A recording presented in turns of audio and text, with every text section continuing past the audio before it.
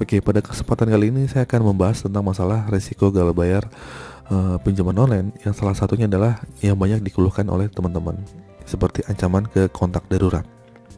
Sebagai korban kontak darurat atau teman-teman yang didaftarkan sebagai nomornya, mungkin akan merasa terganggu ya, bahkan ikut dihina atau dengan kata-kata kasar. Solusinya agar si DC berhenti untuk menghubungi kontak itu gampang. Solusinya adalah kalian hanya bisa memblokir nomor-nomor yang sudah meneror kalian. Meskipun ada banyak nomornya, nomor 1, 2, 3 udah diblokir, ada lagi, pokoknya terus aja blokir aja, nggak apa-apa.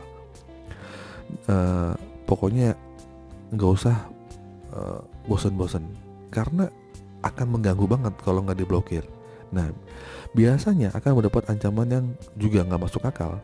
Misalnya kalian dipidana lah karena membantu menggelapkan orang, pokoknya alasannya banyak banget gitu.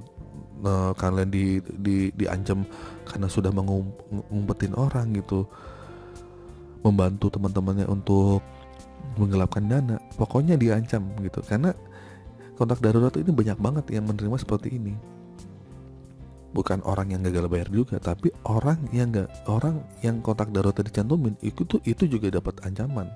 Karena pada dasarnya si DC ini sebenarnya memainkan monopoli adu domba bagaimana si kontak darurat sama peminjam ini akhirnya berkonflik.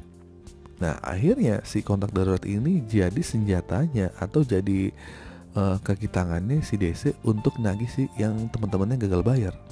Nah, begitu, itu disebut dengan monopoli. Oke, jadi untuk kalian kontak darurat ya untuk berhenti. Jadi untuk kalian, bagaimana sih cara si DC ini, pinjol ini berhenti? Caranya buat kalian nih yang gagal bayar, komunikasikan sama temen-temennya untuk memblokir, untuk nggak usah direspon. Tapi balik lagi nih, temen kadang ada yang ngeselin, ada yang ngerti. Yang ngeselin ini biasanya tuh dia tuh emang sinis sama kita, bermasalah sama kita. Ya ini maksudnya bukan untuk teman-teman yang di luar kontak darurat ya. Di luar kontak darurat kan nasib-nasiban ya. Ada orang yang kesebar siapa yang gak kenal gitu, bahkan kesebar dari teman-teman yang ternyata tuh teman itu punya konflik. Nah, ini biasanya akan jadi teman ini biasanya ngeselin nih. Teman ini akan menjadi wah, ini orang punya hutang pinjol nih, sekalian aja nih. Akhirnya kalian dikibahin, malah dihina-hina juga sama teman-teman itu. Gak usah teman lah, mungkin saudara atau mungkin kerabat kita, banyak yang seperti ini. Pokoknya bilangin aja, maaf nih gitu kan, tolong diblokir aja. Terserah kalian mau jujur, silahkan. Kalau iya saya punya hutang, saya punya masalah hutang, terserah. Dan kedua, bilang aja ya itu bukan hutang saya atau gimana. Tapi kalau lebih baik sih sebenarnya jujur gitu, karena orang punya hutang ya itu biasa aja gitu kan. Semua orang punya hutang kok.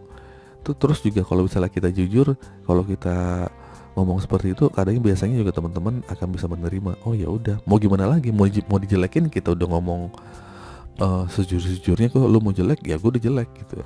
Oke, itu teman yang ngeselin. Yang kedua, biasanya ada juga teman-teman yang ngerti. Nah, ini ngerti tuh enak nih, tinggal dibilangin aja, ya udah diblokir aja, bilang aja nggak kenal, atau bilang aja kamu, atau nggak usah repot-repotnya, nggak usah direspon.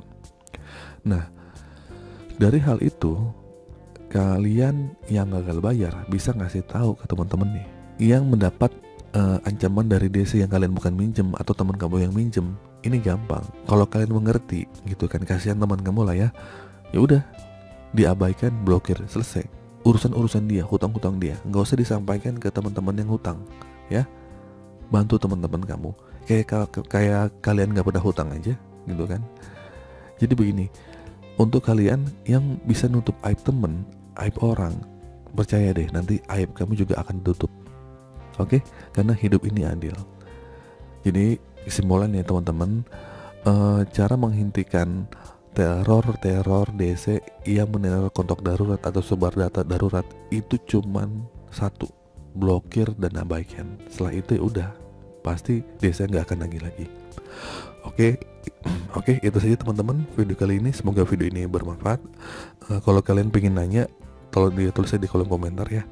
Akhir kata, assalamualaikum warahmatullahi wabarakatuh.